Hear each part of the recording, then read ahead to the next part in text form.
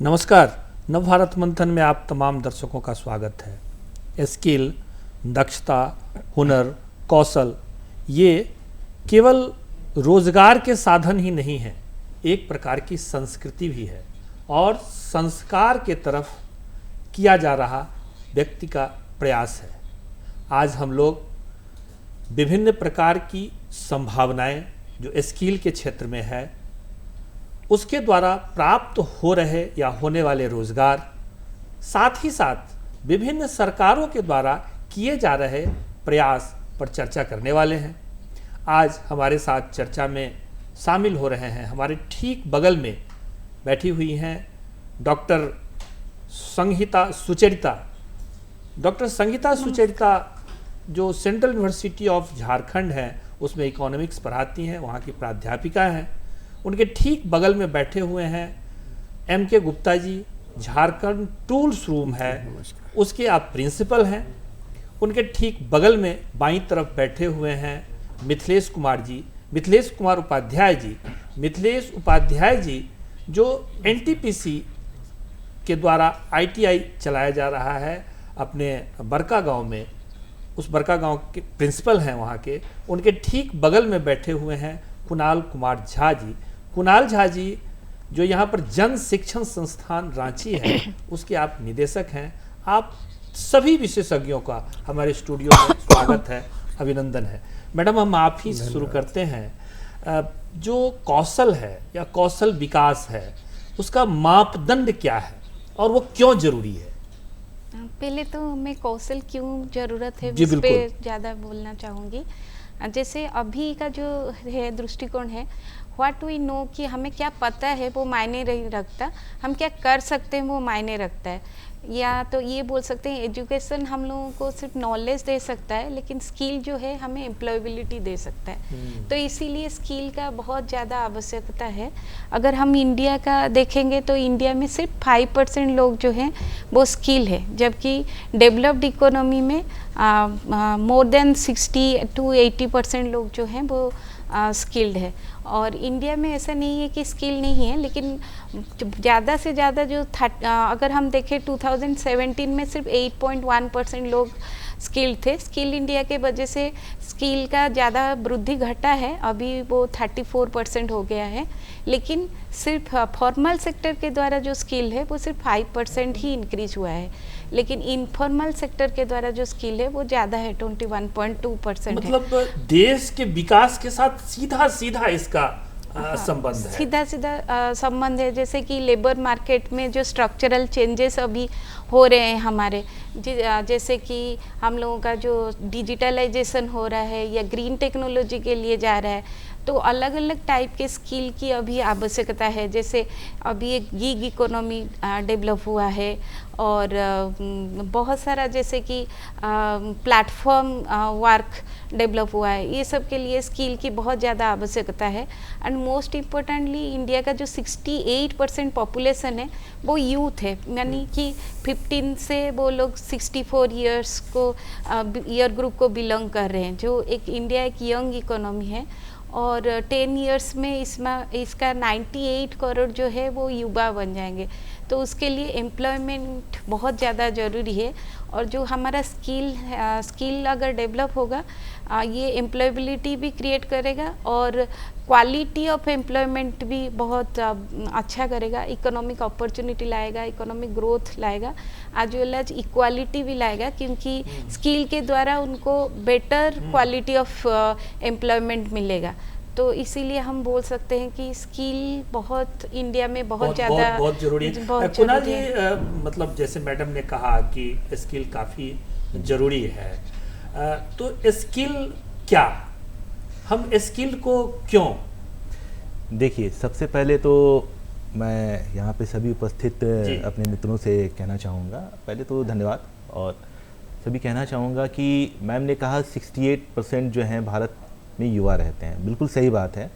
68% युवा मतलब कि 140 करोड़ यदि संख्या बोल दें जनसंख्या भारत की, उसमें से नियर अबाउट आप जो हैं 90 to 95 करोड़ के आसपास आपको 35 ईयर्स ऑफ एज से कम उम्र के युवा, मतलब जिनको हम युवा कहते हैं, वो भारत में रिसाइड कर रहे हैं। आप इतने सारे युवाओं को डायरेक्टली आप चाहे प्राइवेट सेक्टर हो या गवर्नमेंट सेक्टर हो जॉब अपॉर्चुनिटी नहीं दे सकते हैं। जब नहीं दे सकते हैं, ये बड़ा बड़ा बड़ा विषय है जी। तो ये जो है, आप इतने सारे लोगों को आप नौकरी नहीं दे सकते हैं, और सब के मन में ऐसा नहीं है जो बैठे हुए हैं, सब अपने अपनी तरफ से प्रयास कर रहे हैं, लेकिन वो प्रयास जो होता है वो थ्योरेटिकल प्रयास होता है। स्किल जो है वो जब तक अंदर में नहीं आएगा, मतलब कि अंदर के हुनर जब तक बाहर नहीं आएंगे तब तक आपको लोग जो हैं वो पकड़ेंगे नहीं। मतलब कि कंपनियां जो हैं वो अब सिलेक्शन प्रोसेस में नहीं आती हैं, चाहे वो सरकारी हो प्राइवेट हो, इवन हम सिविल सर्विस क्वालिफाई करते हैं उसमें भी देखिएगा they are for rejection process. मतलब वो रिजेक्ट करना चाहते, तभी ना देखते हैं 10 लाख अप्लाई करते हैं 800 सेलेक्ट होते हैं, बाकी यानी रिजेक्ट हुए, यानी कि रिजेक्शन प्रोसेस है। तो वो 800 जो सेलेक्ट हो रहे हैं उनके अंदर कुछ ना कुछ अलग हुनर है। जो इंजीनियरिंग कर रहे हैं, आप देखिए जो +2 तक जो है उसके बाद नॉर्मल पढ़ाई है, उसके बाद वो इंजीनियर बनते हैं, डॉक्टर बनते हैं, या अलग अलग सेक्टर में जाते हैं। आप देखिए जो इंजीनियर बनते हैं, इवन हम लेते हैं IIT को ही ले लेते हैं, हमारे देश में अब पहले 7 IIT थे, आज की डेट में बढ़ गए और 27 के आसपास IIT हो गए हैं। 27 के आसपास IIT हैं, सभी जी मेंस एडवांस ये सब परीक्षा दे के पास होते हैं, ठीक है। अब पास होने के बाद आप देखिए कितनों को नौकरी लग रही है। हम बस एक डाटा सामने रख रहे हैं, 2 करोड़ का पैकेज लगा, 2.5 करोड़ का पैकेज लगा, क्या सबको लगा? 4 जन को लगा, 5 जन को लगा, और मिनिमम देखिएगा तो 5 से 10 लाख का लगता है। लेकिन ये कितना है, एक IIT में भी आपको 1,500 बच्चे पढ़ रहे हैं एक फाइनेंशियल ईयर में, उसमें से 300-400 को सिलेक्शन हो रहा है, बाकी जो है वो यही व्यवस्था में है कि हमारा भी कभी मौका आएगा। तो वो रिजेक्ट क्यों हो रहे हैं? रिजेक्ट ऐसा तो नहीं है IIT में पढ़े मतलब हुनरमंद तो है ही, लेकिन वो मापदंड को वो कैच नहीं कर पाए हैं। हो सकता है कहीं 19-20 हुआ हो, वर्तमान हाँ, इंडस्ट्री को चाहिए, इसलिए वो थोड़ा रिजेक्ट हुए। तो अब सरवाइव करना है तो अपने आप को उस लेवल तक अपग्रेड करना ही होगा। अब देखिए ये स्किल की जो परिपाटी है, परंपरा है, हम कुछ समय से सुन रहे हैं, जब से 2017 दिसंबर के आसपास एक कौशल विकास मंत्रालय हम लोग के सामने आया बन के, तब से हम देख रहे हैं। लेकिन क्या स्किल वहीं से था? नहीं। मैं जन शिक्षण संस्थान से हूँ, मैं कह रहा हूँ हमारी स्थापना जो हुई है वो 1967 से हुई है। 1967 से जन शिक्षण संस्थान जो है, उस समय नाम इसका था श्रमिक विद्यापीठ, जो मिनिस्ट्री ऑफ लेबर के अंदर आता था। अब यहीं से सोचिए, मिनिस्ट्री ऑफ लेबर, यानी कि हम लेबर क्लास को टारगेट करते थे। तो जो लोग हुनरमंद हैं उनके मन में पहले से ये भावना आ जाती थी कि हम लेबर क्लास नहीं बनना चाहते हैं, और हमारा टारगेट बेनिफिशियरी भी वही था। सोच का भी है। हाँ, मतलब गुप्ता जी, जब स्किल की बात होती है तो कहीं ना कहीं इंडस्ट्री इसमें ऐड हो जाता है कि जैसे कुणाल जी ने कहा कि इंडस्ट्री को क्या जरूरत है, आधुनिक मतलब जो आज की इंडस्ट्री है उसको क्या जरूरत है, और उस जरूरत के हिसाब से ही हम तय करते हैं कि ये व्यक्ति स्किल्ड है और ये व्यक्ति अनस्किल्ड है। क्या जी, बहुत अच्छी बात आपने कही कि इंडस्ट्री की क्या ज़रूरत है। सॉरी, देखिए आज का हमारा युवा एजुकेटेड तो है लेकिन स्किल्ड नहीं है। स्किल्ड नहीं होने से जो इंडस्ट्री की ज़रूरत है, जो समाज की ज़रूरत है, कहीं ना कहीं वो ज़रूरत पूरी नहीं होती है। और एक तरफ तो हमारा युवा जो उसको सर्टिफिकेट भी है, उसके पास डिग्री है, वो एजुकेटेड है, लेकिन जब वो इंडस्ट्री में जाता है तो जिस तरह के काम की ज़रूरत वहाँ पे है उसमें वो कहीं ना कहीं पीछे रह जाता है, क्योंकि वो ट्रेनिंग उसको मिली ही नहीं है। अगर आप एग्जांपल दो, इंटीग्रल कैलकुलस आप पढ़ रहे हैं और वहाँ पे एक पर्टिकुलर मशीन की प्रोग्रामिंग करनी है, तो वो प्रोग्रामिंग अगर उसको ड्यूरिंग एजुकेशन नहीं सिखाया गया तो वो जाके इंडस्ट्री में कहीं ना कहीं वो फेल होता है। तो इसका जो मेरी तरफ से सुझाव ये था कि सबसे पहले हमें डिग्री प्राप्त करने से पहले या साथ साथ हमें एजुकेशन के साथ साथ उनको स्किल्ड बनाए जरूर। मैं तो कहूँगा कि स्टैंडर्ड 5 से ही हम किसी न किसी एरिया में उनको स्किल्ड कर दें, साथ में पैरेलल में चले, एक एक्स्ट्रा क्लास चले। और वो जो है, मैं आपको एक एग्जांपल बताऊं, मैं एक इलेक्ट्रिकल इंजीनियर हूँ मान लीजिए, और मेरे घर की मोटर ख़राब हो गई तो मैं इलेक्ट्रीशियन खोजता हूँ, नहीं ठीक कर सकते। एसी ख़राब हो गया, मैं सोचूंगा कहाँ से मैकेनिक लाऊं मैं, तो ऐसा मेरा इलेक्ट्रिकल इंजीनियरिंग डिग्री का वो फ़ायदा नहीं है। तो कहीं ना कहीं हम लोगों का जो एक पूरे सिस्टम में ये चीज़ ऐड कर, और न्यू एजुकेशन पॉलिसी में ये सब चीज़ें आ भी गई हैं और धीरे धीरे स्थितियों में सुधार हो रहा है।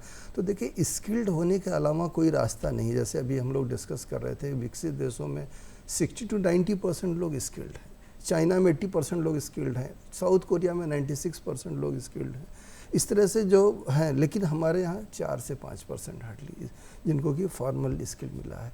तो हम लोग स्टैंडर्ड 5 से ये चीज़ें शुरू करके और आगे जाके वो IIT में जाए, लेकिन कहीं ना कहीं वो स्किल्ड भी रहेगा साथ में। मैं एक छोटी सी घटना से बिल्कुल बात कहना चाहूँगा। एक मैं इंडियन एक्सप्रेस के एक संपादक जी का मैं पढ़ रहा था एक इंटरव्यू, तो काफ़ी पुरानी बात थी, मेरा ख्याल है 1984 के समय की बात थी। तो वो उनका कनॉट प्लेस दिल्ली में ऑफिस था, और मुझे ये घटना बड़ी प्रेरित करती है जो है कि उन्होंने बोला एक अमेरिकन पत्रकार मुझसे मिलने आए मेरे ऑफिस में कनॉट प्लेस में। तो शाम 4-5 बज गया था। मुलाकात के बाद मैंने पूछा आप कहाँ रहते हैं, उन्होंने नियर बाई एक होटल का नाम बताया। मैंने कहा चलिए, मुझे उधर से ही घर जाना होता तो मैं आपको ड्रॉप कर दूंगा। इनकी बुलेट मोटरसाइकिल थी उस समय, वो बुलेट पे उनको पीछे बैठाए और थोड़ी दूर आगे जाने से घुर घुर करके उनकी बंद हो गई मोटरसाइकिल। तो अब ये सोचने लगे कि मैं कहाँ से मैकेनिक खोजूं। तो वो जो अमेरिकन जर्नलिस्ट था वो बोला, हो I am skilled, I am American, I know, मैं ठीक कर दूंगा। और उन्होंने वो मोटरसाइकिल ठीक कर दी और फिर ये बैठ करके चले गए। आप सोचिए कि तो हम लोगों को मल्टी स्किल्ड होना चाहिए मैं तो कहूँगा, लेकिन स्किल के साथ जुड़ना बहुत ज़रूरी है। और ये गर्व की बात होनी चाहिए कि मैं उसने बहुत गर्व से कहा कि मैं मैकेनिक का काम जानता हूँ, मैं इसको ठीक कर दूंगा, और ठीक कर दिया उसने। तो स्टैंडर्ड 5 से मेरा ये कहना है कि आप किसी न किसी एरिया में, हर एक एरिया बहुत सारे चीज़ें हैं, उनको ज़्यादा से ज़्यादा चीज़ों के साथ जोड़ने की कोशिश करें, और जिससे कि जो हमारा युवा है वो हमें फिर ना तो उद्योगों को, ना समाज को, सोसाइटी को किसी चीज़ की कमी नहीं रहेगी, और हमारा देश अपने आप ही जो है एक विकसित होता चला जाएगा। अच्छा मिथिलेश जी, जैसा कि आपके बारे में, मतलब आपके इंस्टीट्यूट के बारे में जानकारी मिली है कि 100% लोग वहाँ उनका प्लेसमेंट हो जाता है। तो मतलब वो 100% प्लेसमेंट का मतलब है कि 100% स्किल्ड होते होंगे तभी तो।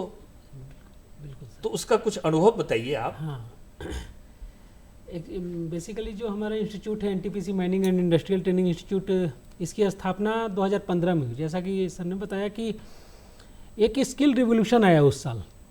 वो स्कूल मतलब 2015 से एक तरह से कह लीजिए इंडिया में एक और स्किल रिवोल्यूशन आया।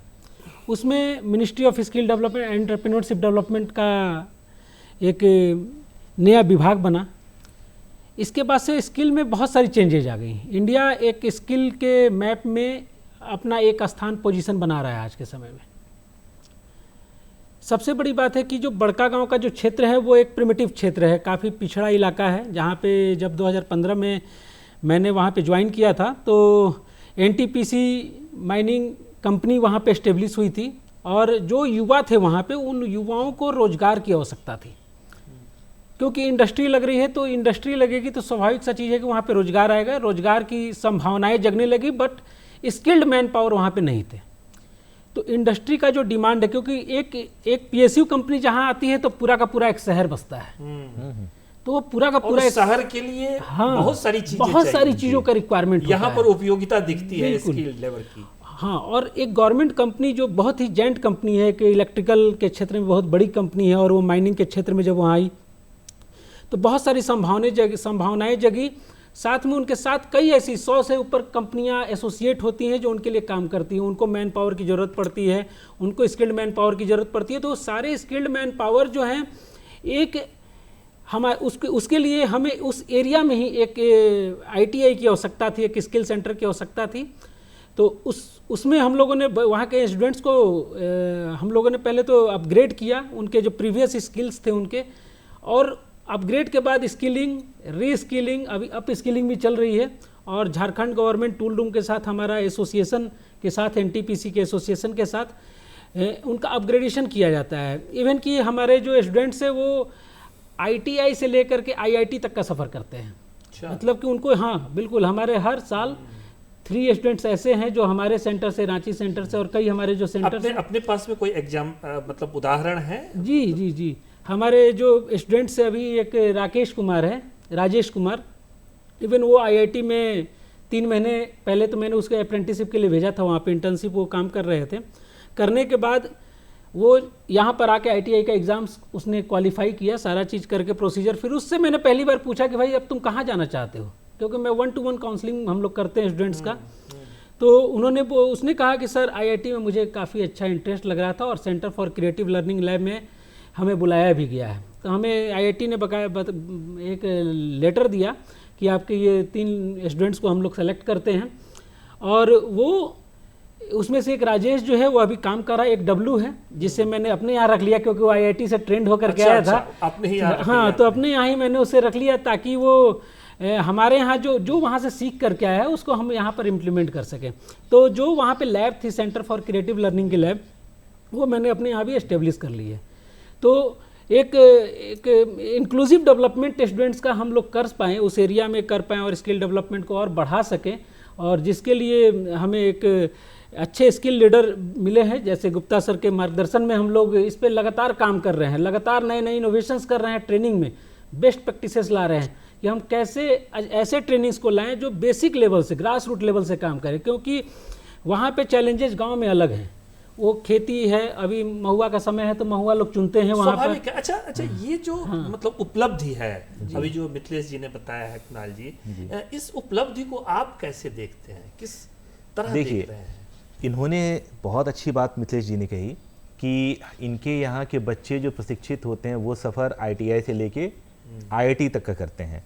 ये आईटीआई जो है ये कंसेप्ट ही है स्किल डेवलपमेंट का, ये कंसेप्ट ही है स्किल डेवलपमेंट का, क्योंकि ये छोटे छोटे लोगों को जो है वैसे हुनरमंद बनाते हैं ताकि ये बड़े बड़े कंपनियों में जाके मास रूप में ये रिक्रूट हो पाए और उनके जो ग्रास रूट लेवल पर जो वर्क होता है उसको इम्प्लीमेंट कर पाए। यही सेम चीज़ जो है कौशल विकास का भी काम, मंत्रालय का जो काम डायरेक्ट इम्प्लीमेंटेशन की ओर भी करते हैं। जैसे देखिए भारत सरकार कई योजनाएं चला रही हैं जो आपको शहर से लेके गांव तक लोगों को हुनरमंद बनाने की बात है। जैसे कि प्रधानमंत्री कौशल केंद्र एक है पीएमके, इसके बाद आपको जो है प्रधानमंत्री विश्वकर्मा योजना है, इसके बाद संसदीय संकुल विकास परियोजना जिसके अंतर्गत 44 सांसदों को पूरे भारत में 44 क्षेत्र को चुनना है। वो क्षेत्र ग्रामीण होनी चाहिए और वो ग्रामीण क्षेत्रों को वहाँ के जो लोकल डिमांड है, लोकल डिमांड को अपग्रेड करने के लिए उनको उस विषय में स्किलेबल बनाना है, मतलब हुनरमंद बनाना है।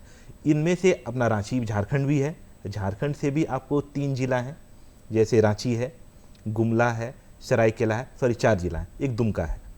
यहाँ पर भी जो है संसदीय संकुल विकास परियोजना के अंदर ग्रामीण क्षेत्र के लोगों को हुनरमंद बनाया जा रहा है। सरकार भी इस दिशा में बहुत गंभीरता बिल्कुल से। बिल्कुल बिल्कुल। अच्छा महेश जी, जब स्किल की बात होती है, जो आजकल का जो आधुनिक मतलब जिस समय में हम लोग जी रहे हैं उसमें जो इंडस्ट्री को कैसे स्किल की जरूरत है, क्योंकि ऑटोमेशन शुरू हो गया है, कंप्यूटरीकरण शुरू हो गया है, कैसे स्किल की कौन सा स्किल चाहिए और उसके लिए हम कितना तैयार हैं? जी बहुत अच्छी बात कही गौतम जी आपने कि हमें नई टेक्नोलॉजी की तरफ भी आगे बढ़ना है और झारखंड सरकार इस मामले में बहुत तेज़ी से काम कर रही है। देखिए जैसा कि मैं झारखंड गवर्नमेंट टूलूम से हूँ, तो हमारा रांची में, दुमका में, गोला रामगढ़ में 3 तो सेंटर झारखंड सरकार के द्वारा इंडस्ट्री डिपार्टमेंट के अंतर्गत कार्य कर रहे हैं। एक हम का जो ये जी, और ये बड़का गांव का है, ये भी जो है झारखंड, ये हम ही लोग उसको जो है रन कर रहे हैं। तो ये इसके अंतर्गत जो है उद्योगों की आवश्यकता को समझते हुए, फ्यूचर रिक्वायरमेंट को समझते हुए बहुत सारे एरियाज़ में स्किल डेवलपमेंट प्रोग्राम्स चल रहे हैं। बेसिक से ले करके जो एडवांस, आप समझिए हम ड्रोन टेक्नोलॉजी में आईटीआई शुरू करने जा रहे हैं, इंटरनेट ऑफ थिंग्स पे काम चल रहा है, उस पर ट्रेनिंग प्रोग्राम्स हो रहे हैं, प्रोजेक्ट्स हो रहे हैं, एआई मशीन लर्निंग पे वेरियस ट्रेनिंग प्रोग्राम्स रन कर रहे हैं, डिफरेंट सॉफ्टवेयर्स पे डेटा स्ट्रक्चर, डेटा एनालिसिस, ये सारी चीज़ों पे भी सॉफ्ट स्किल्स पे काम हो रहा है। और बेसिक जो हमारा है वो है ही machine operator, programming of the CNC machines, CNC programming and operation, electrician, welder, जिस एरिया में भी स्किल्ड मैन पावर की ज़रूरत होती है। आप समझिए झारखंड गवर्नमेंट टूलूम रांची लगभग 50 कोर्सेज रन करता है डिफरेंट एरियाज में as per the requirement of the industries. और हमारे जो स्टूडेंट्स हैं वो 100% प्लेसमेंट, मैं उसको कहूँगा 200% प्लेसमेंट होता है। एक लड़के को, जो कि इंडस्ट्री की स्किल्ड मैन पावर की इतनी रिक्वायरमेंट है कि हमारे यहाँ जो एक कहीं सेलेक्ट भी हो जाता है, वो बोलते हैं हम ज़्यादा सैलरी देंगे, आप हमारे यहाँ भी इंटरव्यू करा दीजिए। तो उनके हाथ में 2 जॉब होती है, साथ में एक ऑप्शन होता है कि वो कहीं एक जगह जाके ज्वाइन कर सकें। तो लेकिन ये मैं वहीं पर ही बोलता हूँ कि नहीं भैया, ये लड़का अगर हमारे यहाँ से नहीं ट्रेनिंग लिया तो वो हिचकते हैं उसको जो है। तो बहुत सारे हम लोग इसीलिए शॉर्ट टर्म कोर्सेज भी करते हैं, जो अदर टेक्निकल इंस्टीट्यूशन से कोर्स करके आते हैं, अपना डिग्री डिप्लोमा ITI करके आते हैं, वो हमारे यहाँ वेरियस 3 मंथ 6 मंथ के शॉर्ट टर्म कोर्स कर रहे हैं, 3 महीने 6 महीने जी जी, जिससे कि वो स्किल्ड उस पर्टिकुलर एरिया में अपने आप को स्किल्ड कर सकें जो उद्योगों की आवश्यकता के अनुरूप हो, और पहले दिन से जाके उद्योगों में काम करते हैं। हम लोग तो ट्रेनिंग स्ट्रक्चर हमारा इस तरह का है कि हम 8 घंटे उनको वर्कशॉप में काम करते हैं, उनको 8 घंटे काम करने की आदत भी पहले बेसिक रिक्वायरमेंट यही है। मैडम, ये तो स्किल्ड वाले इंस्टीट्यूशन की बात हो गई, जैसे कुणाल जी भी उसी से संबंधित हैं और सर भी उसी से संबंधित हैं। लेकिन जो ये जैसे झारखंड सेंट्रल यूनिवर्सिटी है, हमारे यहाँ के कई यूनिवर्सिटी हैं, तो पहले जो पारंपरिक शिक्षाएं हैं जैसे इकोनॉमिक्स में MA कर जाना, PhD कर जाना, अब भी इसमें भी किसी न किसी प्रकार के मतलब स्किल की ज़रूरत तो पड़ ही रही होगी, मुझे लगता है, तभी जाकर के वो compete कर पाएंगे या इस दौर में शामिल हो पाएंगे। अभी की जो NEP जो है, सेंट्रल यूनिवर्सिटी ऑफ झारखंड में ऑलरेडी NEP इंट्रोड्यूस हो चुका है, और परहैप्स ये एक पहला यूनिवर्सिटी है रांची में जो NEP को इंट्रोड्यूस किया है। उसके अंतर्गत बहुत सारा एबिलिटी एनहांसमेंट कोर्सेस है, जिसमें हम लोग सॉफ्ट स्किल को इम्पोर्टेंस देते हैं, जैसे लैंग्वेजेस को, हिंदी, इंग्लिश, ये सब एबिलिटी में आता है सॉफ्ट स्किल को, जिसमें स्पोकन इंग्लिश ये सब को भी प्रायोरिटी दिया जाता है। उसको छोड़ के स्किल एनहांसमेंट कोर्सेस होता है, जिसमें हम लोग like field survey, computer applications, statistical software, ये सब के बारे में उन लोगों का कोर्सेस रहता है। Even if they want they can take this, ये स्किल पेपर जो है वो अदर डिसिप्लिन से भी ले सकते हैं, according to their choice and according to their requirement, वो कौन से सेक्टर में जाना चाहते हैं उस हिसाब से। तो ये मैं बताऊंगी कि NEP जो है वो भी बहुत ज़्यादा वोकेशनल कोर्सेस और स्किल कोर्सेस को अभी प्रायोरिटी दे रहा है, ताकि employability and retention of employability भी एक मायने रखता है कि एम्प्लॉयमेंट मिल गया फिर रिटेन नहीं कर पाए और उनका ग्रोथ नहीं हुआ, प्रोग्रेस नहीं हुआ, ये कर पाए, उसी के लिए बहुत सारा उनको स्किल दिया जा रहा है। जैसे कि ऐसे मान्यता है कि साइंस के स्टूडेंट या इंजीनियरिंग के स्टूडेंट ही स्किल हो सकते हैं, लेकिन इकोनॉमिक्स जैसे सब्जेक्ट में भी लोगों का स्किल का बहुत ज़्यादा, क्योंकि विस्तार से बताइए, क्योंकि पॉलिटिकल साइंस है, साइकोलॉजी है, ये क्या सोशियोलॉजी है, अब इसमें क्या कैसे स्किल क्या हो सकता है? जैसे कि इकोनॉमिक्स में उन लोगों को पॉलिसी डिसीजंस लेना पड़ेगा, कोई भी प्रोग्राम को इवोल्यूशन करना पड़ेगा कि over the period of time वो कैसे परफॉर्म कर रहा है, क्योंकि आजकल थिंक टैंक का बहुत ज़्यादा ये है कि बहुत सा थिंक टैंक में बहुत लोग काम कर रहे हैं, जैसे पॉलिसी इंस्टीट्यूशंस में काम कर रहे हैं, पॉलिसी मेकिंग में काम कर रहे हैं, और उसके लिए उन लोगों को फोरकास्ट करना, डाटा एनालिसिस करना, ये सब बहुत ज़्यादा ज़रूरी है। उसको छोड़ के भी लाइक क्वांटिटेटिव एनालिसिस करके वो लोग जॉब कर सकते हैं, लाइक कॉरपोरेट सेक्टर में।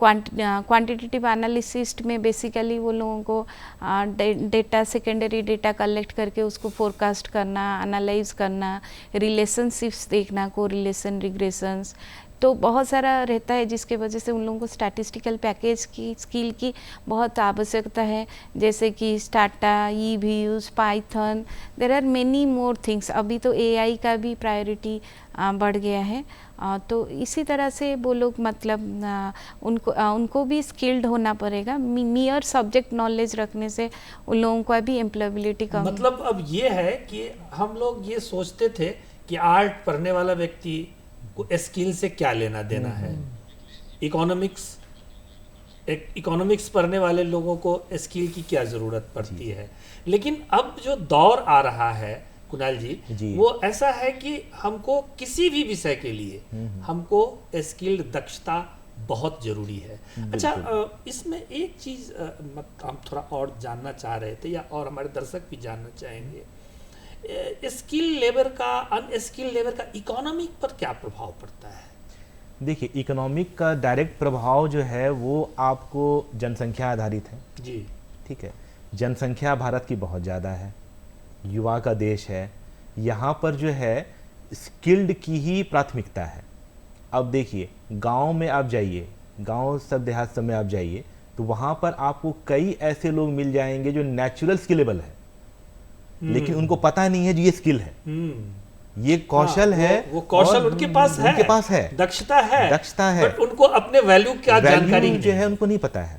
तो हमें क्या है, जो हमारी संस्था जैसी कई भी संस्थाएं हैं भारत सरकार चलाती हैं, सबका काम यही है कि हम वैल्यू ऐड करें, जो चीज हमें 10% आती है हम उसको कम से कम उठा के 50 तक ले जाएं, ताकि हम लोकल डिमांड्स जो हैं उसको हम कैप्चर कर पाएं। लोकल डिमांड्स फुलफिल होगा तो हमारे पास जो है इनकम बढ़ेगा हमारा। हम खुद तो रोजगार पा ही रहे हैं, और रोजगार नहीं भी पा रहे हैं तो हम स्वरोजगार जरूर कर रहे हैं। और यदि वो स्वरोजगार स्थानीयता को बढ़ावा देता है, मतलब स्थानीय स्वरोजगार करते हैं, तो इससे पलायन भी रुकता है, पलायन रुकता है। हाँ, वो इकोनॉमी पर बहुत और उसका पलायन का आपको इकोनॉमिक पे बहुत इफेक्ट होता है। जैसे झारखंड से लोग बाहर जाएंगे, मान लीजिए महाराष्ट्र चले गए, गुजरात चले गए, वो वहाँ के इकोनॉमी को बूस्ट कर रहे हैं, लेकिन वो हुनरमंद है तभी वहाँ की इकोनॉमी को बूस्ट कर रहे हैं। वही हुनरमंद यदि झारखंड में आके काम करें, अपनी जगह पे काम करें, यहाँ अपने लोकेलिटी में काम करें, तो अपने लोगों के बीच में रह के एक तो वो सिक्योर्ड फील करेंगे, दूसरा यहाँ के इकोनॉमी को जो है सुदृढ़ बनाने में उनका योगदान 100% होगा। जो हम 5% गिनते हैं, जैसे यहाँ से अमेरिका कोई जाएगा तो वो जीडीपी को सहयोग नहीं करके जीएनपी को सहयोग करता है, कोई कुछ पैसा भारत को भेजता है, उसी तरह राज्य को भेजेगा। उससे अच्छा हम यही काम करके अपने ही राज्य को 100% क्यों न करें। जो आत्मनिर्भर भारत का जो हम लोगों का जो ये है उद्देश्य है, वो अचीव हो पाएगा अगर स्किल डेवलप होगा, क्योंकि प्रोडक्शन क्वालिटी भी इम्प्रूव होगा उसके साथ साथ, और प्रोडक्टिविटी भी बढ़ेगा, प्रोडक्शन भी बढ़ेगा, सब कुछ बढ़ेगा। तो तभी जाके आत्मनिर्भर भारत बन पाएगा, अगर स्किल ही एनहांस होगा तब। माननीय प्रधानमंत्री जी भी लगातार अपने संबोधन में जब भी स्किल की बात करते हैं, तो वो निश्चित रूप से अब नौकरी तो बात करते ही हैं, वो अब सेगमेंट अब 25% रह गया, 75% वो स्थानीय उद्यमिता की बात करते हैं।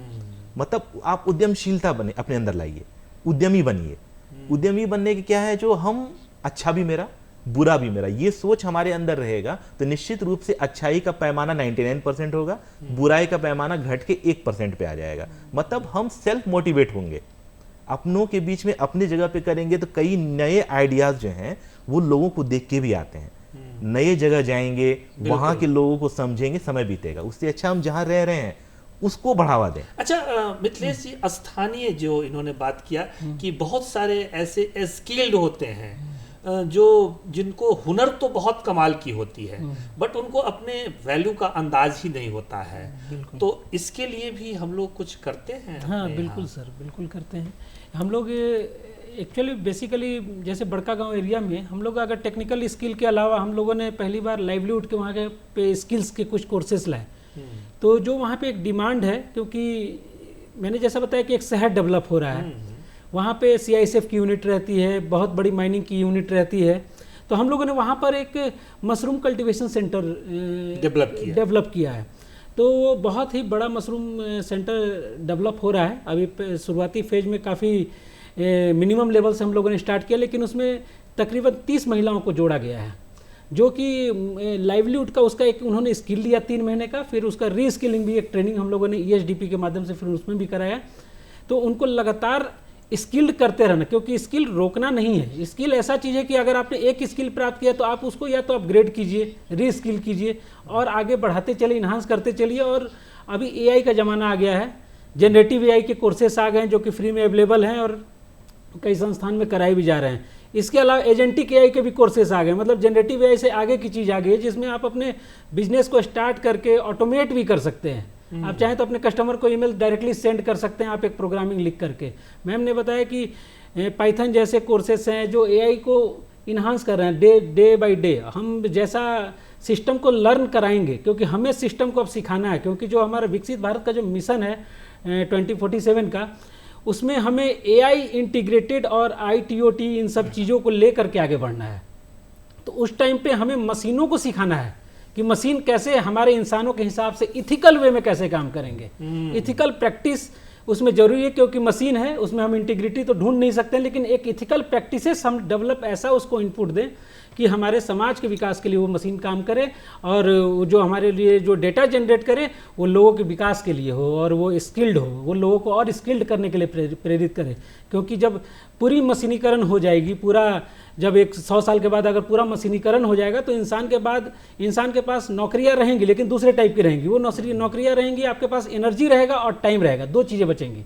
क्योंकि जब मशीनें काम करेंगी फील्ड में, मैन्युफैक्चरिंग इंडस्ट्री में, कोल माइंस एरिया में, तो इंसान के पास दो चीज़ें बचेंगी अगर आप क्रिटिकली थिंक करें तो। पहली चीज़ रहेगी ऊर्जा और दूसरा चीज़ रहेगा समय, जिसका यूज करके नया स्किल डेवलप किया जाएगा और मशीन को ट्रेन किया जाएगा। अपने संस्कारों को, अपने स्किल को और ज़्यादा उन्नत बना सकते हैं। अच्छा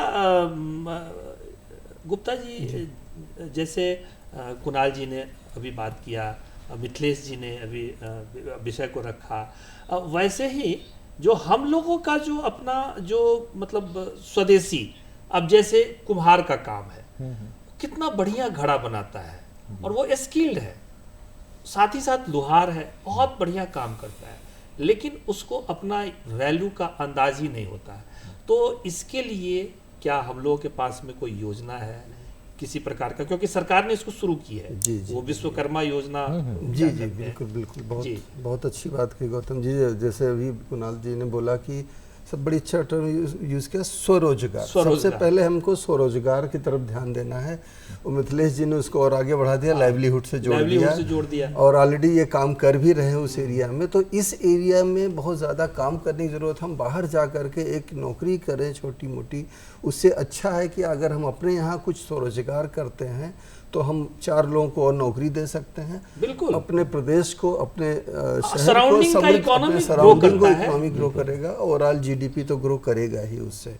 तो इस एरिया में हम लोगों को करना क्या है कि हमें सोचना हमारे आसपास की दिक्कत क्या है। अगर हम लोगों की समस्या का हल दे सकें, उनको सोल्यूशन दे सकें, तो डेफिनेटली हम ना सिर्फ अपनी अच्छी अर्निंग करेंगे बल्कि समाज को उससे लाभ भी होगा। अगर मैं देखता हूँ कि अगरबत्ती मैं यूज़ कर रहा हूँ, वो बेंगलोर से आ रही, बताइए क्या यहाँ नहीं बन सकता हम लोगों का। एक छोटा सा कोई भी आइटम आप ले लीजिए, मैंने एग्जांपल दिया, वो गुजरात से आ रहा है।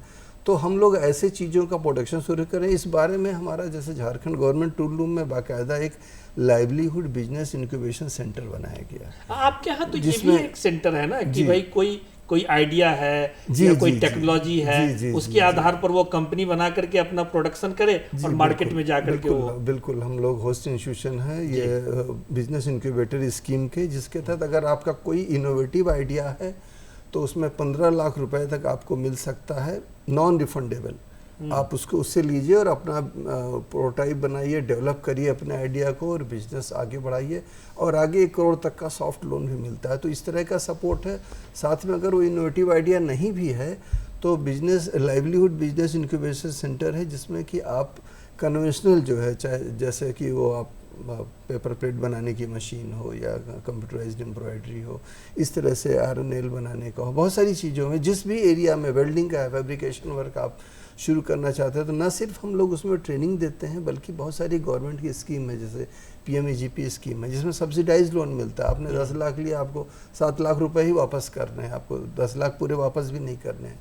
तो इस तरह की सरकार की बहुत सारी स्कीम है जिसके तहत वो न सिर्फ ट्रेडिंग ले सकते हैं बल्कि अपने उद्योग को भी आगे बढ़ा सकते हैं। इससे न सिर्फ हमारा डेवलपमेंट होगा बल्कि पूरा सराउंडिंग का डेवलपमेंट होगा। और इस तरह की बहुत सारी स्कीम उपलब्ध हैं। आपने बड़ी अच्छी बात बोली, वो टेराकोटा ट्रेनिंग, जो मिट्टी के बर्तन बनाने की। एक यहाँ के व्यापारी हैं जिन्होंने मुझे बताया कि हर महीने हम लोग 20 ट्रक मिट्टी के बर्तन वेस्ट बंगाल से यहाँ यहाँ आते मंगाते हैं, हैं बिल्कुल और ठीक यहाँ बात बेचते हैं। हमारा 2 सेंटर दुमका और गोला सेंटर रामगढ़ में टेराकोटा की ट्रेनिंग देते हैं हम लोग। वहाँ पे जो है माटी कला केंद्र है पूरा जो है, जिसमें कि हम लोगों ने ये सुविधा भी दी है आर्टिसंस, गाँव के आर्टिसंस को न सिर्फ हम लोग उनको हाई टेक्निक मशीनों पर ट्रेनिंग देते हैं, अच्छी मशीनें यूज़ करें जिससे उनकी प्रोडक्शन लागत कम हो। जी टूल रूम में आप अगर आइए देखिए हमारे शोरूम्स में लगे होंगे वो उस तरह के उन मिट्टी के बने हुए बर्तन, और आसपास के लोगों को हम लोग गांव वालों को आर्टिशंस को ट्रेनिंग देते हैं और उनको ये भी सहयोग करते हैं कि आप बना करके हम लोग फैसिलिटेट करते हो। हम लोग उस व्यापारी को लेके गए थे गोला कि आप इनसे मिल लीजिए, ये वेस्ट बंगाल से मंगाते हैं, आपका सामान ले जाके बेचेंगे। बड़ी अच्छी बात। और उन्होंने हमारे गोला और दुमका में जहाँ ये इस तरह की ट्रेनिंग चल रही है, न सिर्फ ट्रेनिंग चल रही है बल्कि प्रोडक्शन चल रहा है, उन्होंने बोला कि आप जितना माल बनाइएगा हम सारा ले लेंगे। तो ये सिर्फ एक व्यापारी से जो हमारा डिस्कशन हो तो आप सोचिए कि ह्यूज रिक्वायरमेंट है। हमें सिर्फ उस एरिया में काम की ज़रूरत है। इवन कि हमने आर्टिशंस को ये भी बोला कि आप जितना माल बनाइए, आपके लिए माल बनाना, प्रोडक्शन निकालना, फिर मार्केट में सेल करना एक डिफ़िकल्ट काम है, उसमें हम मदद करेंगे। हम लोगों ने फैसिलिटेशन सेंटर बनाए हैं जहाँ पे कि आप अपना माल को ला करके प्रोडक्ट को जमा कर दीजिए।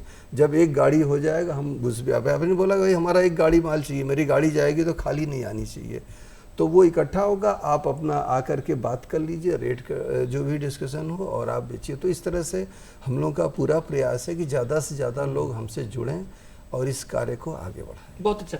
अच्छा मैडम, ये जो पूरी चीज़ें जैसे मिथिलेश सर ने कहा, कुणाल जी ने भी इस पर काफ़ी फोकस किया कि 2015 के बाद एक क्रांति आई है इस दिशा में, मतलब दक्षता की दिशा में।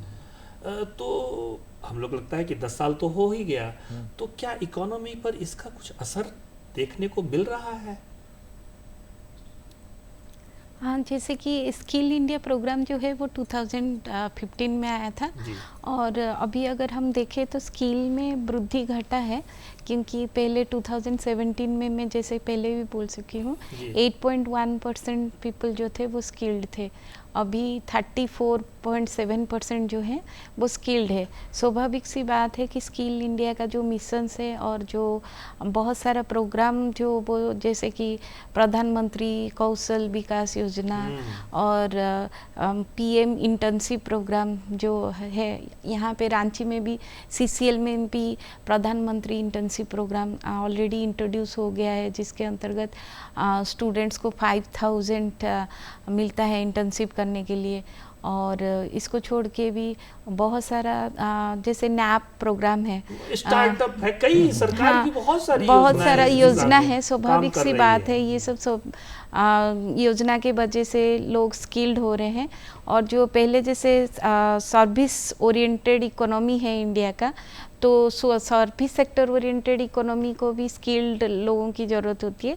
और सर्विस लेड इसीलिए भी है क्योंकि लोग स्किल्ड हैं, डिजिटलाइजेशन में, एआई में, इसमें स्किल्ड है क्योंकि उसमें चाहिए स्किल चाहिए थोड़ा। लेकिन हाँ, इंडस्ट्रियल सेक्टर जैसे रिक्वायर कर रहा है उस हिसाब से लोग स्किल नहीं है।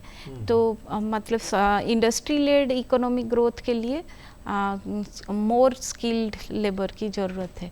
इंडिया ग्रो कर रहा है इसमें, लेकिन और भी ज़्यादा करने की कौशल भारत जो है, हाँ, कौशल भारत जो प्रोग्राम में मैं देख रही थी कि स्टडी बता रहे हैं कि 45% लोगों को बेनिफिट किया है। मेनली जो मतलब अंडर प्रिविलेज्ड हैं उनको वो फैसिलिटेट किया है। तो हम बोल सकते हैं कि स्किल प्रोग्राम कुछ हद तक काम कर रहा है, लेकिन इसमें बहुत ज़्यादा इम्प्रूवमेंट की ज़रूरत है क्योंकि स्किल प्रोग्राम एक मिनिमम रिक्वायरमेंट और मिनिमम बेसलाइन को लेके जाता है। लेकिन अगर लोगों में कम्युनिकेशन स्किल ना हो, क्वांटिटेटिव थिंकिंग, कैलकुलेशन एटीट्यूड ना हो, तो वो बेसलाइन को पहले दृढ़ करना स्कूल लेवल से ही या कॉलेज लेवल से, वो बहुत इम्पोर्टेंट है। उसके बाद स्किल में अगर मतलब और काम किया जाए तो लोग और भी स्किल्ड हो सकते हैं फ्यूचर में। और एक मानसिकता भी, एक कल्चर भी डेवलप करना बड़ा जरूरी है कि भाई समाज में जो एक सोच है कि नहीं ये काम नहीं, हम यही काम करेंगे, तो इसको भी बदलने की आज जरूरत है। अच्छा, जब हम ये तमाम चीज़ों पर चर्चा करते हैं रोज़गार पर भी चर्चा किया हम लोगों ने, स्किल पर भी हम लोगों ने चर्चा किया, सारी की सारी चीज़ों पर चर्चा किया। एक जो इसमें एक और जो पॉइंट हम लोगों को नज़र आता है कि भाई जो कल्चर है ये कैसे विकसित होता है, काम करने का कल्चर। जी जी, जैसे सर ने कहा कि 8 घंटा कम से कम काम करना, ये भी एक बड़ी बात है। बिल्कुल तो बिल्कुल। इसको आप और ज़्यादा बढ़िया ढंग से बता सकते हैं कुणाल जी। देखिए, संस्थागत बात है, जैसे सर 8 घंटे का लेते हैं, तो वो तो आप देखिएगा कि जितनी भी कंपनियां हैं, चाहे सरकारी पीएसयू हो, प्राइवेट हो, 8 घंटे का टेन्योर होता है उनका जॉब का, और वो 8 घंटे शिफ्ट वाइज भी चेंज होता है। 24 घंटे में 8 घंटा आपको समय देना होगा, लेकिन शुरुआती दौर से 8 घंटे के लिए लोग भागने लगेंगे। तो कौशल विकास मंत्रालय के अंतर्गत जो जीएसएस हम लोग चलाते हैं, इसमें 3 घंटे हमने लिया है।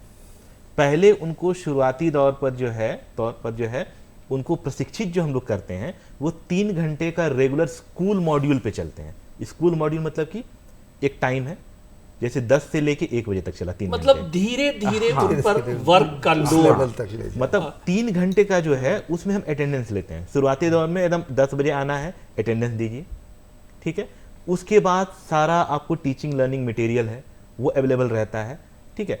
और उसके बाद जो एकदम एक्यूरेट 1 बजे आपको छुट्टी मिल जाएगी। वर्क कल्चर जिसको वो बोलते क्या हैं, है जो काम करने की संस्कृति। बिल्कुल, तो वो क्या है जो आप उस ढांचे में बनते जाते हैं, हाँ हमको 3 घंटे जो है काम करना है, 3 घंटे जो है हमको सीखना है काम को, और 3 घंटे में हम डिसिप्लिन रहेंगे। 3 घंटे मतलब डिसिप्लिन रहेंगे, मतलब कि हम जो काम करने आए हैं उसको प्रॉपर वे में हम सीखेंगे, ठीक है। क्योंकि वहां से जब हम निकलेंगे तो उनका मोटिव, मतलब उनको इतना हम लोग मोटिवेट करते हैं कि वो आगे जाके कहीं ना कहीं वो या तो प्लेस होंगे, या प्लेस नहीं भी हो पाए तो वो अपना काम वो अपने अनुरूप कर सकते हैं, ठीक है। तो ये एक कल्चर जो है, हम इंस्टीट्यूशनल कल्चर इसको बोल सकते हैं, या बोलते भी हैं। मतलब जो पैटर्न हम स्कूल से लेके आते जा रहे हैं, वही पैटर्न में हम हुनरमंद बना रहे हैं, ठीक है। ये अलग से है।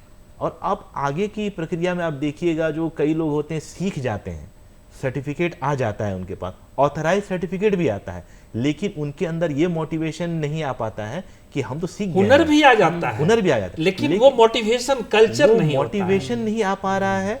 क्यों नहीं आ पा रहा है? इसका कुछ कारण है, ड्रॉबैक्स कुछ है। उनमें से एक ड्रॉबैक ये है फाइनेंशियल।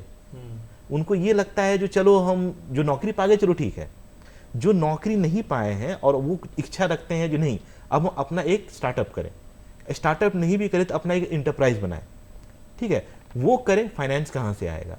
तो गवर्नमेंट ऑफ इंडिया जो है आपको अलग अलग, एक तो सब्सिडाइज लोन है, जैसे सर ने पीएमईजीपी की बात की। अच्छा, मुझे लगता है मिथिलेश जी कि ये जो आजकल लोन वोन की प्रक्रिया या सरकार का जो आर्थिक सहयोग वाली जो बात है वो ज्यादा आसान हो गया है, पहले की तरह टफ नहीं रहा क्या इस प्रकार की? नहीं, पहले की तरह बिल्कुल टफ नहीं रहा है, क्योंकि खुद डीआईसी से हम लोग जुड़े हैं। हर आईटीआई जो है वो डीआईसी से जुड़ा है, और केवीआईसी के साथ, पीएमईजीपी के साथ कई तरह के हैं। और अभी हम लोगों ने जस्ट एक ईएसडीपी का एक कार्यक्रम किया, एंटरप्रेन्योरशिप डेवलपमेंट प्रोग्राम, जो कि झारखंड गवर्नमेंट टूल रूम के अंदर ही बहुत सारे ऐसे प्रोग्राम्स चलाए जाते हैं जो कि एंटरप्रेन्योरशिप को डेवलप कर सकें।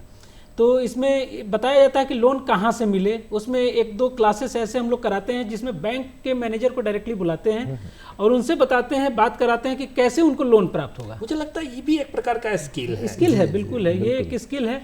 और वो बताते हैं कि कैसे उनको आसानी से लोन प्राप्त हो सकता है। फिर वो अपने बिजनेस के अकॉर्डिंग बिजनेस को चॉइस करते हैं, मतलब अपने बिजनेस का कागज कैसे तैयार करें, कैसे करें, उसको किस प्रकार से प्रोड्यूस करें, कम्युनिकेशन, मतलब जैसे मैडम ने कहा कि कम्युनिकेशन किस प्रकार से करें हम। बिल्कुल। तो ये भी एक प्रकार का हमको लगता है कि उसी स्किल का पार्ट हम लोग क्योंकि करते हैं। और एमएसएमई का रजिस्ट्रेशन, जैसे हमारे यहाँ कोई हम लोग कोर्स कराते हैं तो उद्यम में जाकर के उनका रजिस्ट्रेशन कराते हैं। अगर उनको लगता है कि हमें कोई बिजनेस शुरू करना है तो हम उनको एक रजिस्टर्ड बिजनेस कराने के लिए उद्यम में ले जाकर के, जो कि फ्री रजिस्ट्रेशन है गवर्नमेंट का, और वहाँ से आप उद्यमी बन सकते हैं। आपका एक उद्यम रजिस्ट्रेशन का एक नंबर मिल जाएगा, आप अपना व्यापार खुद से शुरू कर सकते हैं अपने ब्रांड के साथ। तो काफ़ी अच्छी प्रक्रिया बन गई है उद्यमियों के लिए भी, और इंडस्ट्री का जो डिमांड है उसके लिए भी। हर तरीके से स्किल के सेक्टर्स खुले हुए हैं भारत सरकार के द्वारा, और उस पर ग्रास रूट लेवल पर हम लोग जैसे जो आईटीआई हैं वो काम करते हैं। तो बहुत बढ़िया मिथिलेश जी। गुप्ता जी, जैसे 3 घंटे की बात बताई जी, जी, जी। उन्होंने, कुणाल जी ने, उसी प्रकार आप 8 घंटे की थोड़ा बात बताइए। ये 8 घंटे का कल्चर कैसे डालते हैं आप? जी, थोड़ा तो बिल्कुल। आपने पहले भी बताया जी, जी, है। बिल्कुल। नहीं, बहुत अच्छी बात की कुणाल जी ने कि शुरुआत तो 3 घंटे से करी, अच्छी बात है, लेकिन अल्टीमेटली उसको जा करके इंडस्ट्री में काम करना है और मिनिमम 8 घंटे तो करना ही है, कहीं कहीं 12 घंटे भी करना पड़ता है।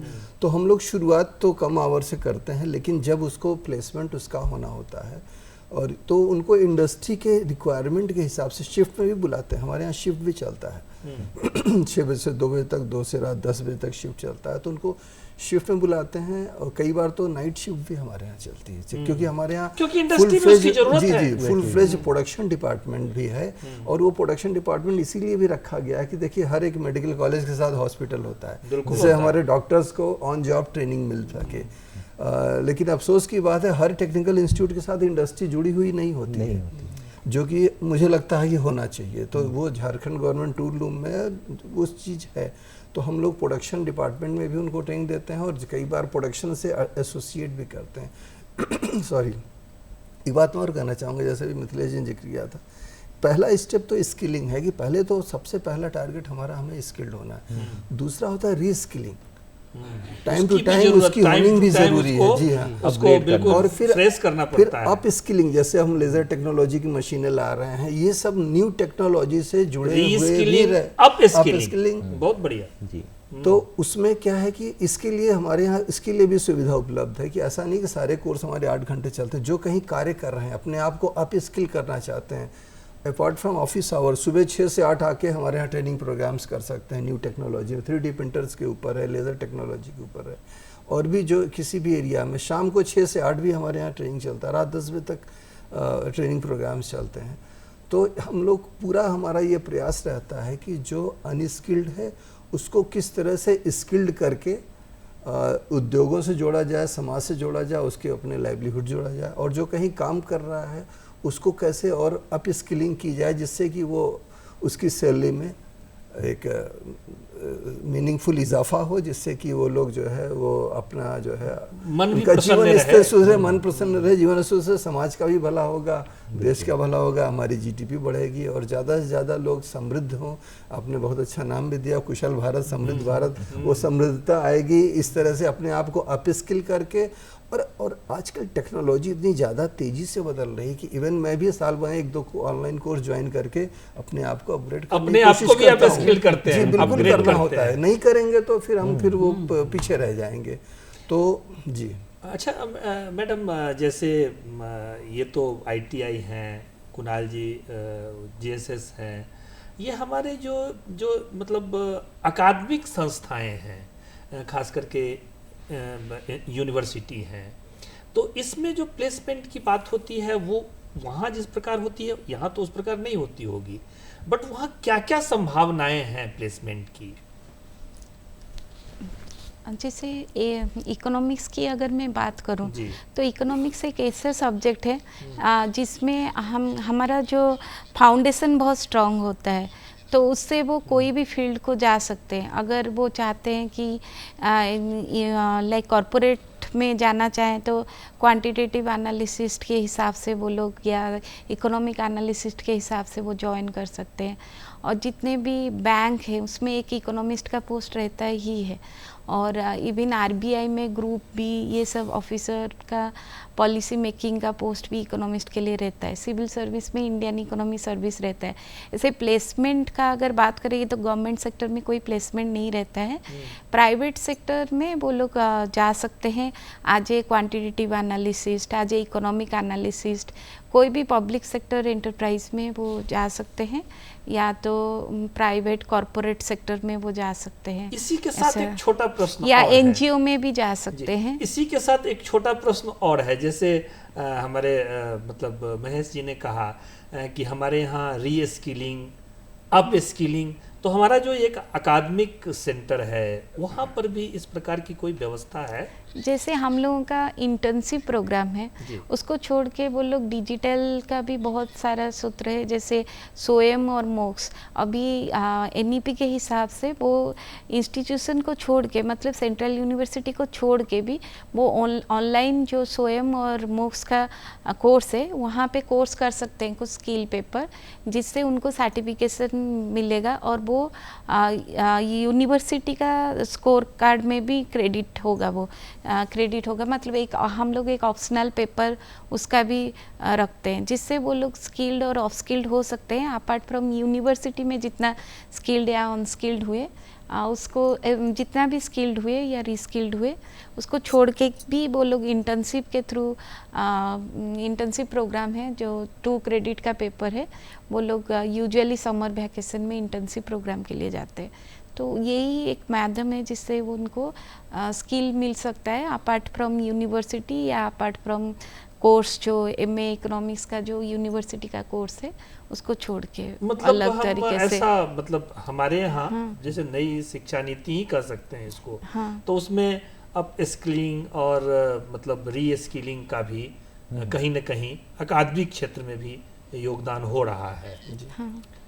मतलब इसको प्रतिदिन मुझे तो लगता है कि प्राध्यापकों को भी पढ़ना पड़ता होगा, और नई नई चीज़ों को, नई क्योंकि दुनिया भर में नए नए रिसर्च हो रहा है। जैसे सबको पता है प्राध्यापक लोगों को orientation, refresher courses, MOOCs courses, ये सब कुछ करना पड़ता है।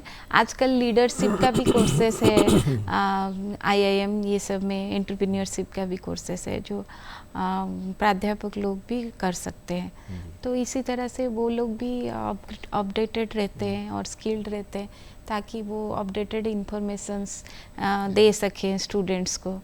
और वो प्रमोशन लिंक्ड भी होता है कि government has made it mandatory कि आपको ओरिएंटेशन, रिफ्रेशर, मूक्स, ये सब कोर्सेज, सोएम, ये सब करना है, ताकि आप स्किल्ड रहें और स्टूडेंट्स को भी अपडेटेड इंफॉर्मेशन दे पाए। बड़ी अच्छी बात है। महेश जी ने एक अच्छी बात ये बताई, महेश जी बड़ी अच्छी बात बताई थी कि जो लोग आजकल आ रहे हैं तो उनके लिए इंडस्ट्री बेहद महत्वपूर्ण है। और मैडम ने ये कहा कि सर्विस सेक्टर जो है उसमें तो लोग हैं, उसमें तो स्किल्ड हो रहे हैं, बट जो इंडस्ट्रियल इंस्टीट्यूशन है, इंडस्ट्रियल क्षेत्र है, उसमें थोड़ा कम आ रहे हैं। इसके लिए क्या प्रयास किया जाना चाहिए कुणाल जी? देखिए, क्या है कि सब एनईपी के अंतर्गत मैंने जहां तक समझा है कि सबको एक दूसरे के साथ क्यूमुलेटिवली आगे बढ़ाना है, मतलब एक दूसरे से जोड़ा गया है सबको, इसलिए कि केवल बेस पढ़ाई करना अभी के समय में सफिशिएंट नहीं माना गया। तो बेस पढ़ाई के साथ साथ जैसे इनके अंदर भी है कि प्रमोशनल एक्सपेक्ट एक दिया गया, ओरिएंटेशन करो, ताकि ओरिएंटेशन प्रमोशनल एक एक्सपेक्ट जरूर है, लेकिन इनके स्किल को अपग्रेड करने का वो बहुत बड़ा माध्यम है। महेश जी से भी ये क्वेश्चन है, मिथिलेश जी से भी है, मैडम भी इसको इन्होंने, मैडम ने खुद ये बात कही कि भाई इंडस्ट्री पर फोकस कम है, सर्विस पर फोकस ज्यादा है। तो जब तक हम इंडस्ट्री में ज्यादा फोकस नहीं करेंगे तब तक हम डेवलप, मतलब दुनिया से हम चुनौतियों से सामना नहीं कर सकते। क्या है कि प्रोडक्ट जो है वो इंडस्ट्री से बनेगा, और प्रोडक्शन के लिए लेबर की जरूरत है, और लेबर की जरूरत है वो यदि स्किलेबल नहीं हो और सफिशिएंट अमाउंट में ना हो, मतलब नंबर्स में ना हो, तो इंडस्ट्री जो है वो फ्लोरिश इंटरनेशनल मापदंड को वो टैली नहीं कर पाएगा। इसके लिए क्या है, जो नीचे तबके के हैं, मतलब कि अब एलिट क्लास के या हायर कहते हैं ऑफिसर्स जो हैं, उनसे नीचे जो लोग रह रहे हैं, जो प्रोडक्शन यूनिट में रहेंगे, मतलब ऑपरेशनल यूनिट में जो रहेंगे, उनको स्किल करना, और वो मास में है। अब मास में स्किल करने की बात जहां तक है, तो वो अब तक मतलब पिछले कुछ वर्षों से शुरू हुई है, उससे पहले होती भी थी तो वो उस लेवल की नहीं होती थी। प्रधानमंत्री जी ने जब कौशल विकास मंत्रालय अलग बनाया तो उन्होंने यही बात रखी कि जितने इंडस्ट्री हैं, जैसे टाटा है, ठीक है, महिंद्रा है, जिनका बेस इंडस्ट्री है, LNT है, इन सब को उन्होंने आह्वान किया था जो आप सभी अपने CSR से कुछ फंड को ऐसे लगाइए जो छोटे तबके के हैं लोग, जिनकी जरूरत है हमें इंडस्ट्री में, जो प्रोडक्शन यूनिट बढ़े, जो ऑपरेशनल, हाँ, ऑपरेशनल है, operational है। उसमें CSR से एक फंड लगाइए ताकि उनको हम जो है स्केलेबल बना पाए और इंडस्ट्री जो है उसको एडॉप्ट भी करे। तो सबसे पहले रतन टाटा जी ने अपना हाथ बढ़ाया था। जो TCS जो है वो और टाटा इंडस्ट्री जो है वो सामने आएंगे और नियर अबाउट 100 करोड़ रुपीस जो है फर्स्ट इंस्टॉलमेंट का वो लगा रहे थे उस वक्त, जिसके अंतर्गत मोर देन 5000 जो है आपको ITI से नीचे तबके के जो है लोग मतलब लोग जो हैं उनको जो स्किलेबल बना पाए। और उन 5000 में से मान के चलिए जो 3 to 4000 का आप डाटा ले लीजिए, वो खुद टाटा ही अपने अंदर कहीं ना कहीं उनको एडॉप्ट ये किया। तो ठीक है। मुझे लगता है कि महेश जी आपके साथ भी बहुत सारी इंडस्ट्री जुड़ी हुई है। जी बिल्कुल, आपने सही कहा। जी। जैसे मैं एग्जांपल दूंगा, TVS मोटर कंपनी का ट्रेनिंग सेंटर हमारे इंस्टीट्यूट में है। उन्होंने आए थे उनके एक ऑफिशियल विजिट करने, तो देखे नहीं आपका इंस्टीट्यूट तो बहुत अच्छा है और हम लोगों को जो टेक्नीशियंस की सख्त ज़रूरत होती है। हमारे नए नए सर्विस सेंटर खुल रहे हैं, हम लोगों ने 2-3 बार एडवर्टीजमेंट निकाला और सर्विस टेक्नीशियंस ही नहीं मिलते हैं। तो हमने कहा बताइए क्या, बोले नहीं आप अपने यहाँ जगह दीजिए। सारी उन्होंने 3-4 मोटरसाइकिलें, 4-5 इंजन्स, सारे टूल्स इक्विपमेंट दिए और साथ में एक ट्रेंड फैकल्टी भी दिया। बोला आप लोगों को ट्रेनिंग दीजिए, उनको एब्जॉर्व हम करेंगे, एम्प्लॉयमेंट हम देंगे। तो हम लोगों ने वो पिछले 4-5 सालों से ये प्रक्रिया चल रही है। हम लोग 6 मंथ का कोर्स कराते हैं। कोई भी मैट्रिक पास हो आता है, 3 मंथ हमारे यहाँ वो ट्रेनिंग लेते हैं इस पे। और इसके ऐसा और भी उद्योगों के साथ 3 मंथ के बाद वो उनके जो सर्विस सेंटर वहाँ जाते हैं, एज ए टेक्नीशियन काम करते हैं, वहाँ उनको स्टाइपेंड नहीं मिलता है। उसके बाद ज़्यादातर वही एब्जॉर्व हो जाते हैं। हमारे बहुत सारे स्टूडेंट ने अपना वर्कशॉप खोल लिया है, 50,000-60,000 रुपये मंथली वो अर्न कर रहे हैं। तो इस तरह से जो टेक्नीशियंस या टेक्निकल लाइन में जो लोगों को जो स्किल्ड की ज़रूरत है, तो उद्योगों का इसमें बहुत बड़ा रोल है, हो सकता है और हो भी रहा है। हमें बस उनके साथ एक कोलैबोरेट करने की ज़रूरत है। मैं और भी कई उद्योगों के साथ जो है जुड़ा हुआ हूँ और मेरा प्रयास है कि उनके जो है इस तरह से ट्रेनिंग सेंटर खुल जाएं, जिससे कि जो स्किल का लेवल है वो इंडस्ट्री के फिर लेवल से जाता है। और फिर मिथिलेश जी के साथ ऑलरेडी NTPC तो जुड़ा ही हुआ है। NTPC जुड़ा हुआ है। बहुत अच्छा। हम लोगों ने आज दक्षता की, कौशल की, विशेषज्ञता की जो ज़रूरत है और आज के दौर की जो ज़रूरत है, आधुनिक युग की जो ज़रूरत है, इंडस्ट्री को जो ज़रूरत है, सर्विस सेक्टर को जो ज़रूरत है, और उसके आधार पर हम किस प्रकार हमारे सरकार के द्वारा क्या क्या प्रयास हो रहे हैं, ऐसे तमाम विषयों पर हम लोगों ने चर्चा की। आप तमाम विशेषज्ञ हमारे स्टूडियो में आए, आपका बहुत बहुत धन्यवाद, बहुत बहुत आभार। ऐसे ही विषय को लेकर के हम आगे भी उपस्थित होते रहेंगे। तब तक के लिए नमस्कार, जोहार।